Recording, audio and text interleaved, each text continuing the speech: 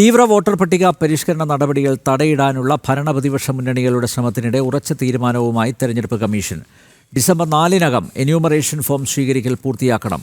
ചില BLOമാർ ജോലി പൂർത്തിയാക്കിയെന്നും തെരഞ്ഞെടുപ്പ് കമ്മീഷൻ അറിയിച്ചു. കേരളത്തിൽ തീവ്ര വോട്ടർ പട്ടിക പരിഷ്കരണ നടപടികൾ തടയിടാനുള്ള ഭരണപ്രതിപക്ഷ മുന്നണികളുടെ ശ്രമത്തിനിടെ തിരഞ്ഞെടുപ്പ് കമ്മീഷൻ ഉറച്ച നിലപാട് സ്വീകരിച്ചിരിക്കുന്നത്. നവംബർ 4-ന് ആരംഭിച്ച എന്യൂമറേഷൻ ഫോറം വിതരണം ഡിസംബർ 4-ന് സ്വീകരിക്കൽ നടപടിയോടുകൂടി പൂർത്തിയാക്കണമെന്നാണ് നിർദ്ദേശിച്ചിരിക്കുന്നത്.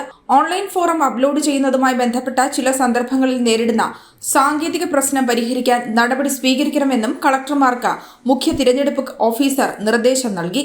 BLOമാർ ഒരുമിച്ചിരുന്ന് ഫോറം ഓൺലൈനായി അപ്ലോഡ് ചെയ്യുന്നതിനുള്ള വൈഫൈ സൗകര്യമുള്ള ഇടങ്ങൾ സജ്ജമാക്കണമെന്നാണ് നിർദ്ദേശം.